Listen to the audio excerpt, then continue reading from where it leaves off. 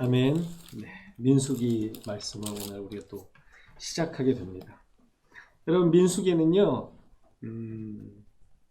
그 영어로 하면 넘버스죠.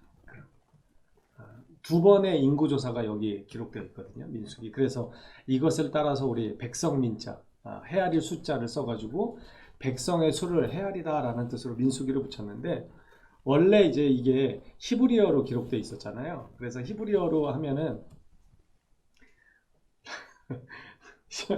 웃긴 표정으로 저를 쳐다봐가지고 제가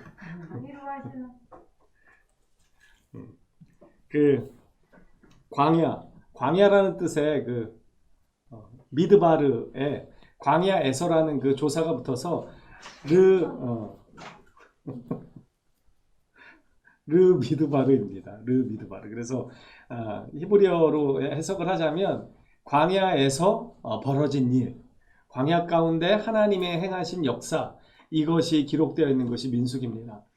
여러분, 창세기는요, 하나님이 어떤 분이신지를 나타내고 하나님의 창조 역사가 기록되었다면, 출애굽기는 이 하나님께서 어떻게 이스라엘을 구원해 내시고 인도해 내시는지를 보여주는 것이었습니다. 그리고 레위기는 그러한 하나님께 죄인된 인간이 어떻게 하나님께 나아갈 수 있는가, 하나님을 어떻게 예배할 수 있고 거룩하신 하나님과 어떻게 동행할 수 있는가, 이 예배의 절차에 대해서 이렇게 우리가 27장까지 쭉 나누었습니다.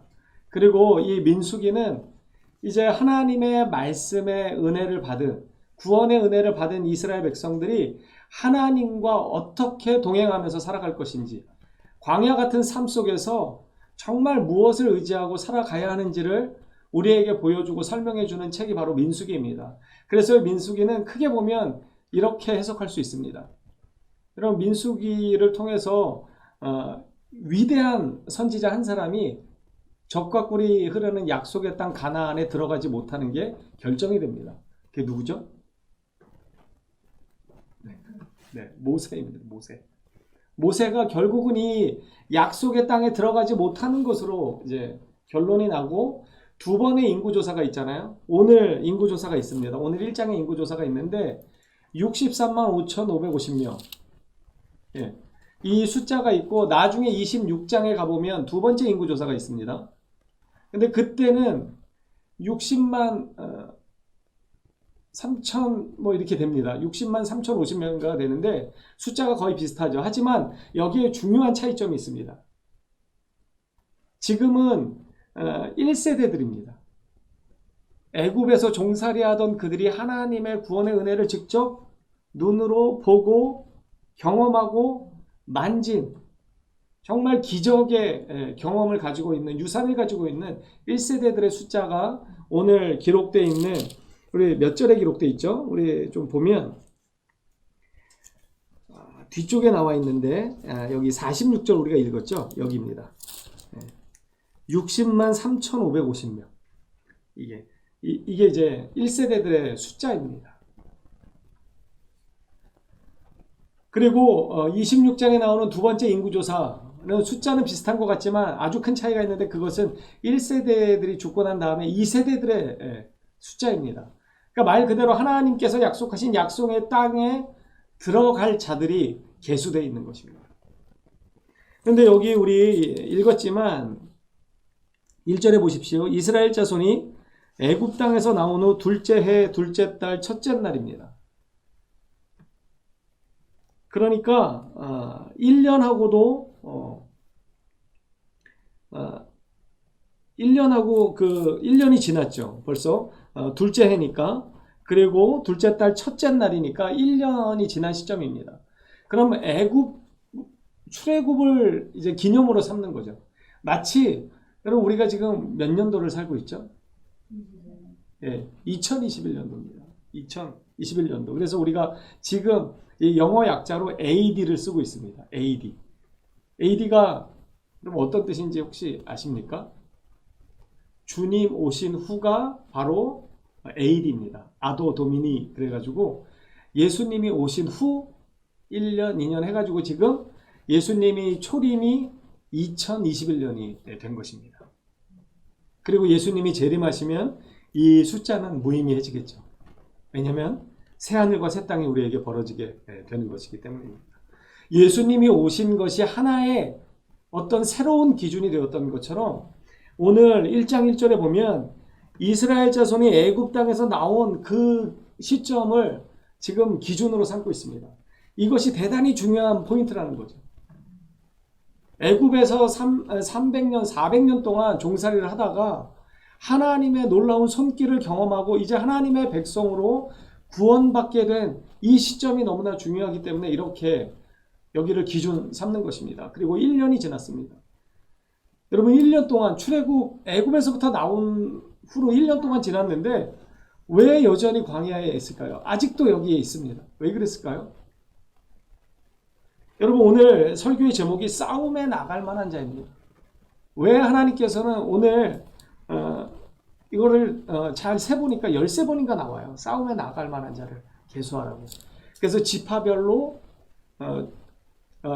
그 족장별로 이렇게 또 막 세는 게 이게 반복적으로 나오거든요. 근데 계속해서 반복되는 게 뭐냐면 싸움에 나아갈 만한 자. 여러분 왜 싸움에 나아갈 만한 자를 하나님께서 계수하라고 말씀하실까요? 앞으로 벌어질 이 광야의 삶은 전쟁과 같은 삶입니다. 실제로 여호수아서를 통해서 이 여호수아가 가나안 땅에 들어가게 되면 진짜 전쟁을 치르게 되잖아요. 정복 전쟁을 치르게 되는데 그 정복 전쟁에 앞서서 영적인 전쟁을 이 광야에서 치러야 합니다. 그래서 하나님께서는 싸움에 나아갈 만한 자를 계수하시는 거예요. 여러분 우리는 이 말씀을요 우리에게 이렇게 적용해 볼 수 있습니다. 나는 싸움에 나아갈 만한 자인가? 여러분 초등학교 다닐 때 운동을 많이 하잖아요. 그러니까 축구 대표 뽑고 달리기 대표 뽑고 막 그러거든요. 그러면 선생님이 뽑습니다. 선생님이 뽑는데 나갈 만한 사람을 뽑아요. 아무나 뽑지 않죠. 축구 시합을 해야 되는데 공을 잘 차는 친구를 뽑겠죠. 육상대회를 나가야 되면 잘 달리는 아이를 뽑겠죠. 그런 것처럼 하나님께서 지금 이 영적인 전쟁에서 나아가서 싸울 만한 사람을 찾고 있습니다. 여러분 스스로에게 이렇게 질문해 보세요. 나는 하나님께서 나를 이렇게 부르실 만한 사람인가? 내가 정말 싸움에 나갈 만한 그러한 사람으로 나는 지금 믿음으로 서 있는가? 이것이 대단히 중요합니다. 교회에 많은 성도들이 있다고 이야기하잖아요. 뭐 큰 교회들 1000명 되는 교회들도요. 많으면 20%가 열심을 한다고 합니다. 아주 많은 퍼센테이지가. 그러니까 100명이 모이면 20명 정도가 아주 열심히 하는 거라는 거죠. 그것도 아주 잘 되는 교회들이 그렇다는 겁니다. 그렇지 않은 교회들은 더 적은 숫자만 싸움에 나가고 있는 거죠. 말하자면 그렇습니다. 오늘 여기 본문에 보면 그렇게 이야기합니다. 하나님께서 여기 3절에 이스라엘 중 20세 이상으로 싸움에 나갈 만한 모든 자를 너와 아론은 그 진영별로 계수하되 각 지파의 각 조상의 가문에 우두머리 한 사람씩을 너희와 함께하게 하라. 여러분 제가 갑자기 헷갈리는데 이 광야라는 뜻의 이 히브리어는요 이 다바르 말씀이 붙어서 미드바르입니다. 그러니까 이 미드바르를 제가 전에 한번 설명을 했던 적이 있어요. 설교를 했던 적이 있어요. 광야는 아무것도 없는 땅입니다. 척박한 땅이에요. 그러니까 광야로 나아가면 어떻게 되는 거죠? 생존의 위협, 생명의 위협을 받게 될 수밖에 없습니다. 그래서요, 이 시내산에서 이제 민수기 10장에 보면 시내산에서 출발을 하거든요. 이제 가나안 땅, 하나님이 약속하신 땅으로 출발을 합니다. 그래서 사실은 직선거리로 따지면 한 열흘에서 보름 거리밖에 안 돼요. 걸음으로. 그런데 여기서 몇 년 동안 있죠? 38년 동안 여기 있어요. 이 광야를 직선거리로 가면 열흘 내지 2주 안에는 무조건 돌파가 가능한 거리임에도 불구하고 자그마치 38년 동안이나 이 광야에서 헤매게 됩니다. 그리고 26장의 두 번째 인구조사가 시작되는데 그때는 이 출애굽 1세대들 하나님의 살아계심과 하나님의 기적과 하나님의 구원이 어떠한지를 정말 눈으로 보았던 사람들, 경험했던, 목도했던 사람들이 다 죽고 난 뒤 2세대들만 남은 그 숫자를 계수합니다. 왜 죽었을까요? 민수기는 우리에게 그것도 가르쳐 줍니다. 왜 1세대들이 다 죽었을까요? 지금 주님께서는요, 싸움에 나아갈 만한 자를 찾고 계십니다. 그래서 그들이 다 숫자를 셌잖아요. 20세 이상 싸움에 나아갈 만한 사람들, 정말 전투에 투입될 수 있는 사람들을 하나님께서 세라고 하니까 이들이 열심히 셉니다. 그래서 여기 보면 계속 우리가 이런 데서 어렵잖아요. 성경을 읽다 보면. 발음도 어려운 사람들이 계속 나옵니다. 6절에 보면 시므온 지파에서는 수리삭대의 아들 술루미엘이 이 지도자가 나오죠. 그러면서 숫자를 쭉 세는데 21절에 보면 르우벤 지파에서 계수된 자는 46,500명이고 그럼 이렇게 쭉 계속 이어집니다. 그렇게 해서 계수된 숫자가 60만 3,550명이나 됐습니다. 그런데 이 60만 3,550명이요 다 죽임을 당한답니다. 이 사람들은 막연하게 하나님을 알았던 사람들이 아니고 하나님의 실제적인 구속의 은혜를 경험했던 사람들입니다. 그런데 이들이 왜 죽을까요? 불신앙 때문에 죽습니다. 하나님의 은혜를 그렇게 경험하고도 싸움에 나아갈 만한 자를 하나님께서 계수하라고 해서 계수했더니 이 싸움에 나아가야 하는 사람들이요 계속해서 두려워 떱니다. 가는 곳곳마다 두려워 떨고 물러서고 심지어 그래서 어떻게 합니까? 불만을 토로하고 돌아가야 한다라고 아우성치고 계속해서 그 반복이 이 민수기 역사에서 나타납니다. 그래서 하나님께서 결국 어떻게 하십니까? 이들을 이 광야 가운데 그냥 심판하시기로 작정하신 것입니다.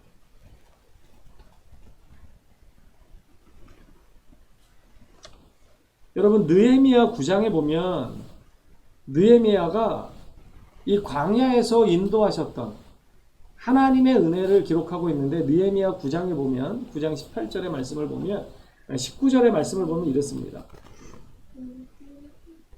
주께서는 주의 크신 긍휼로 그들을 광야에 버리지 아니하시고 낮에는 구름 기둥이 그들에게서 떠나지 아니하고 길을 인도하며 밤에는 불 기둥이 그들이 갈 길을 비추게 하셨사오며 또 주의 선한 영을 주사 그들을 가르치시며 주의 만나가 그들의 입에서 끊어지지 않게 하시고 그들의 목마름을 인하여 그들에게 물을 주어 40년 동안 들에서 기르시되 부족함이 없게 하심으로 그 옷이 헤어지지 아니하였고 발이 부르트지 아니하였사오며 또 나라들과 족속들을 그들에게 각각 나누어 주심에 그들이 시온의 땅 곧 헤스본 왕의 땅과 바산 왕 옥의 땅을 차지하였나이다. 여러분 40년 동안 광야를 헤맸는데 발이 부르트지 않고 신발이 해지지 않도록 하나님께서 지키셨다는 것입니다. 이러한 하나님의 은혜에도 불구하고 이 이스라엘 1세대들은 계속해서 하나님을 시험하고 하나님을 업신여기고 말씀대로 살지 않고 세상을 두려워하며 그렇게 살았기 때문에 결국은 가나안 땅, 약속의 땅을 밟지 못했던 것입니다. 민수기는 우리에게 그것을 경고합니다. 어떤 사람이 약속의 땅에 들어갈 수 있는가? 어떤 사람이 정말 싸움에 나아갈 만한 사람인가? 진정으로 이 영적인 전쟁을 승리할 수 있는 자, 이 영적인 전쟁에서 두려움이 없이 하나님의 살아계심을 믿고 나아가는 자만이 이 약속의 땅에 들어갈 수 있음을 우리에게 말씀해 주고 계신 것입니다. 여러분 약속의 땅에 들어가고 싶으십니까? 하나님을 의지해야 합니다. 여러분 1년 동안 시내산에 머물렀습니다. 이 광야를 출발하지 않았어요. 광야를 향해 출발하지 않았습니다. 성막을 짓고 율법의 말씀을 듣고 거기서 말씀으로 하나님이 누구신지를 그들이 배웠습니다. 하나님이 왜 그렇게 하셨냐면 이 이스라엘 백성들은 하나님의 백성이 된 것입니다. 그래서요 전쟁에 나아가는 사람들인데 이 사람들은 어떤 전쟁에 나아가는 사람들이냐면 그냥 일반적인 전쟁이 아니라 영적인 전쟁을 수행해야 하는 사람들입니다. 여러분 우리가 세상에서 치열하게 삽니다. 그런데 눈에 보이는 그 치열함보다 사실 눈에 보이지 않는 이 영적인 치열함이 훨씬 더 여러분 강력하다는 걸 아셔야 합니다. 그래서 우리의 싸움은 혈과 육의 것이 아니라고 그랬습니다. 이 영적인 전쟁에서 승리할 수 있는 유일한 조건은 무엇이냐면 살아계신 하나님을 무한 신뢰하는 것입니다. 여러분 이 1세대들이 왜 실패했습니까? 시간이 날 때마다 때가 될 때마다 위기 앞에서 자기 자신을 계속해서 쳐다봅니다. 그래서 민수기에 보면 정탐을 보내잖아요. 정탐을 보냈는데 어떻게 합니까? 그동안 하나님께서 계속해서 인도하셨고 하나님께서 계속해서 뭐라고 우리에게 말씀하십니까? 두려워하지 말라 놀라지 말라 내가 너의 하나님이 됨이니라. 너희는 나의 백성이 되고 나는 너희의 하나님이 됨이니라. 이렇게 말씀하셨어요. 그럼에도 불구하고 그들은 조그마한 위기만 생기면 믿음을 발휘해야 할 절호의 기회가 생기면 오히려 그때마다 불신앙을 드러내기에 급급했습니다. 그래서 이 정탐 사건이 아주 놀랍게 신명기에도 또 기록되어 있습니다. 그때 이들이 뭐라고 고백합니까? 이 안악 자손들을 보면서 그들에 비하면 나는 메뚜기와 같다고. 그냥 밟으면 찍소리도 못하고 죽어버리는 한낱 메뚜기에 불과하다고 이야기합니다. 여러분 이게 왜 죄악입니까? 이것은 나 자신을 비하하는 것일 뿐만 아니라 나를 구원하시고 인도하시고 지금까지 나를 지키시고 나를 사랑하시고 나에게 영원한 생명을 주신 하나님에 대한 모독이기 때문에 그렇습니다. 여러분 우리는 믿음의 사람들입니다. 나를 비하할 때 나만 비하되는 것이 아니라 나를 사랑하시고 나를 붙잡고 계시는 그 하나님을 비하하는 것이기 때문에 그렇습니다. 이스라엘은 끊임없이 이러한 잘못들을 저지르게 됩니다. 그들은 나름대로 자기네들의 기준에 의해서 숫자를 열심히 셌습니다. 싸움에 나아갈 만한 자다라고 생각해서 그들은 60만 5,550명이나 되는 이 군사들을 이렇게 계수했습니다. 그런데 결과는 전혀 다른 결과를 가져왔죠. 저는 이 찬양을 좋아하는데 전에도 이 찬양을 한번 소개해드렸습니다. 이 광야를 지나며라는 찬양인데요. 왜 나를 깊은 어둠 속에 홀로 두시는지 어두운 밤은 왜 그리 길었는지 나를 고독하게 나를 낮아지게 세상 어디도 기댈 곳이 없게 하셨네. 광야에 서 있네. 제가 제일 좋아하는 구절이 여기 나옵니다. 주님만 내 도움이 되시고 주님만 내 빛이 되시는 주님만 내 친구 되시는 광야 주님 손 놓고는 단 하루도 살 수 없는 곳 광야 이렇게 여러분 저는 이 가사가 너무 은혜롭습니다. 뭐라고 고백하냐면 주님만 나의 도움이 되시고 주님만 내 빛이 되시는 주님만 내 친구가 되시는 광야 주님 손 놓고는 단 하루도 살 수 없는 곳 광야에 서 있네. 여러분 많은 사람들은 이 광야를 피하고 싶어 합니다.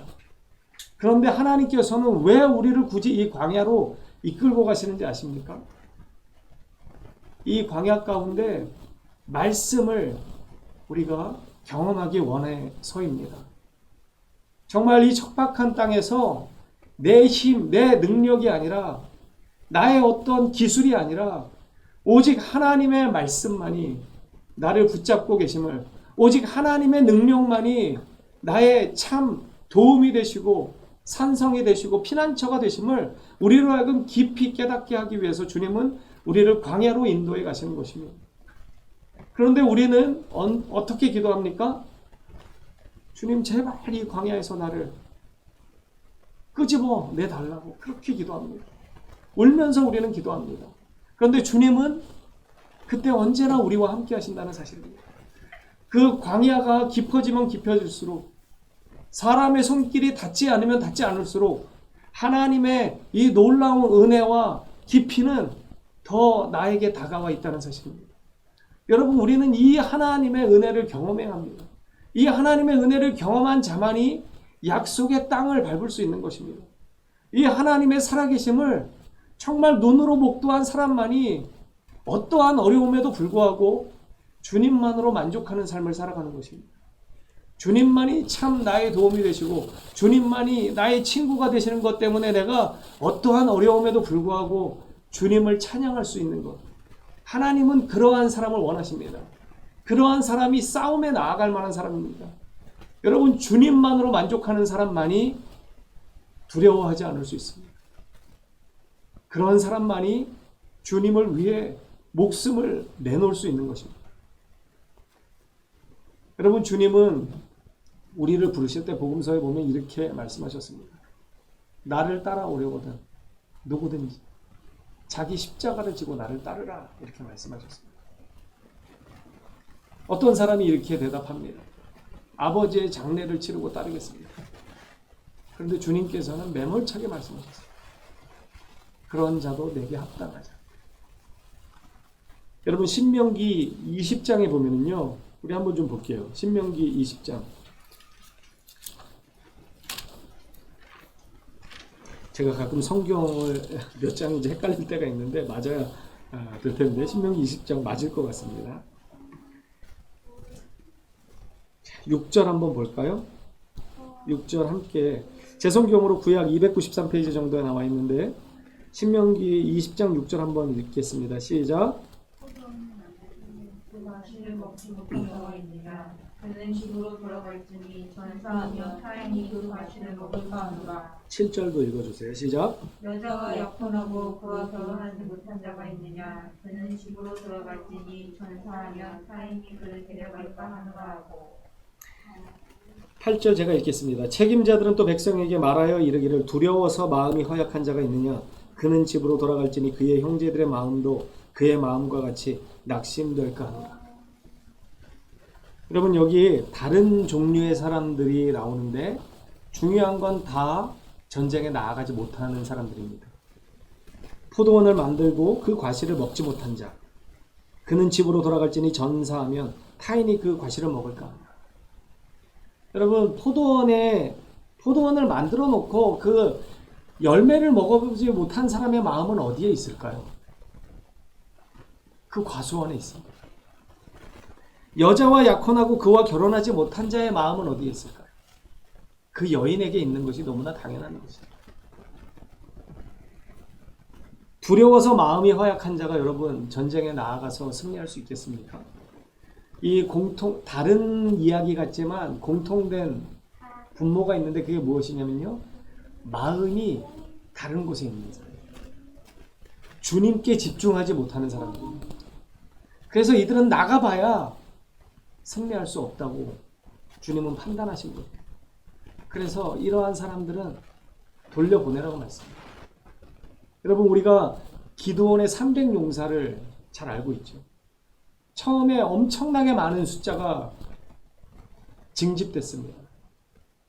그렇지만 몇 번의 시험을 통해서 결국은 다 돌아가고 300명의 용사들을 가지고 기드온은 싸웁니다.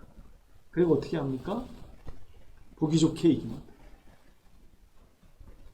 하나님께서 왜 돌려보내셨을까요?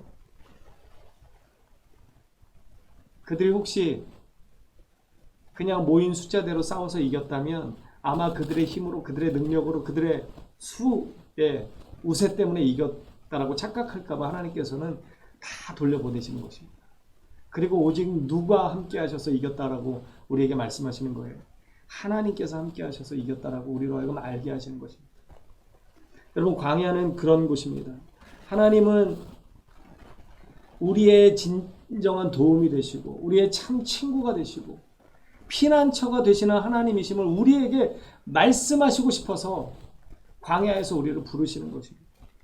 그리고 그 광야 가운데 주님이 친히 말씀이 되셔서 우리와 동행하시는 것. 그곳이 바로 광야입니다. 여러분, 그런 하나님을 경험해 보고 싶지 않으십니까? 저는 이 찬양의 가사를 들을 때마다 가슴이 떨릴 때가 많았습니다. 주님만이 내 도움이 되시고, 주님만이 내 친구가 되시고, 주님만이 내 빛이 되시는 그런 곳에서 주님을 만날 수 있다면 얼마나 좋을까? 우리는 너무, 전에도 그렇게 말씀드렸지만 너무 분주합니다. 우리는 너무 복잡합니다. 그래서 주님의 은혜를 온전히 바라볼 여력이 없고 정신이 없습니다. 그래서 하나님은 우리를 때로는 억지로라도 광야로 이끌고 가신다는 사실을 기억하십시오. 그래서 그곳에서 우리와 함께 새로운 관계를 맺고 싶어 하십니다. 여러분, 기적이 놀랍지 않습니까? 느헤미야가 어떻게 고백합니까? 40년 동안 광야를 돌아다녔는데 신발이 헤어지지 않았고 발이 부르트지 않았다라고 고백합니다. 여러분, 그런 기적을 경험하고 싶지 않으십니까? 그래도 우리가 믿음의 사람인데 하나님이 살아계시다고 맨날 고백하면서 그런 하나님 한 번도 경험해보지 못하고 만나본 적도 없고 그냥 성경 속에 갇혀 계신 하나님만 믿고 살아간다면 여러분 너무 답답하지 않겠습니까? 그래서 하나님은 우리를 말씀에 갇혀 계신 분이 아니라는 의미로 우리를 광야로 부르십니다. 그리고 정말 우리에게 물으십니다. 너는 싸움에 나아갈 준비가 되어 있느냐? 너는 정말 오직 말씀의 능력으로 살아갈 준비가 되어 있느냐? 어떠한 상황에서도 우리의 참 구원자가 되시는 주님 때문에 자유하고 만족하며 기뻐할 수 있느냐? 여러분, 그런 자가 이 영적인 전쟁에 나아갈 자격이 있는 자입니다. 많은 사람들이 말씀을 믿는 것 같지만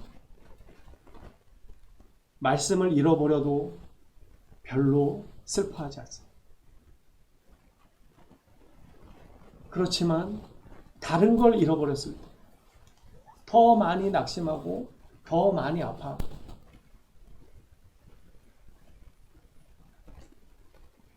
주님은 우리에게 오늘 이렇게 광야로 우리를 데리고 나아가시면서 그 첫 걸음을 시작하시면서 우리에게 물으십니다. 너는 정말 싸움에 나아갈 준비가 되어 있느냐? 내가 너와 함께 한다는 사실을 알고 있느냐? 정말 두려워하지 않을 자신이 있느냐? 여러분, 그런 주님을 경험하는 은혜가 있기를 축복합니다. 그래서 어떠한 상황에서도 흔들리지 않고 주님만으로 기뻐하고 만족하고 감사하고 정말 그 광야 가운데서 말씀을 만나고 주님을 만나고 주님의 만지심을 경험하고 그래서 제가 늘 기도하는 것 중에 하나 간절한 소망이 있는데 그게 무엇이냐면요. 우리 한 사람 한 사람 각자가 내가 만난 하나님을 고백합니다. 내가 만난 하나님. 누군가가 만난 하나님이 아니라 모세가 만났던 하나님 너무 은혜롭죠. 에스겔이 만났던 하나님 너무 감사합니다. 놀랍습니다. 그런데 저는 거룩한 욕심이 있습니다. 저는 제가 만난 하나님을 고백하고 싶습니다. 여러분 어떠십니까? 내가 만난 하나님 고백하고 살고 싶지 않으십니까? 누군가의 하나님이 아니라 조목사의 하나님이 아니라 누구 어떤 믿음 좋은 사람 권사님의 하나님이 아니라 광야 가운데 나를 만나주신 그 하나님 내가 만난 그 하나님을 고백하는 은혜가 우리들 가운데 있게 되기를 축복합니다. 그런 만남이 있을 때 우리는 싸움에 나아가 두려워하지 않을 수 있습니다. 우리는 그때야 정말 싸워볼 수 있습니다. 왜냐하면 내가 싸우는 싸움이 아니라 나와 함께 하시는 하나님의 임재를 우리는 더 이상 부정할 수 없는 사람이 되었기 때문입니다. 우리가 광야 같은 이 삶을 살면서 지치지 않을 수 있는 오직 유일한 이유는 우리를 구원하신 예수 그리스도의 은혜가 우리와 함께하기 때문임을 여러분 꼭 기억하시고 날마다 그 주님을 바라보고 나아가는 우리가 되기를 간절히 소망합니다.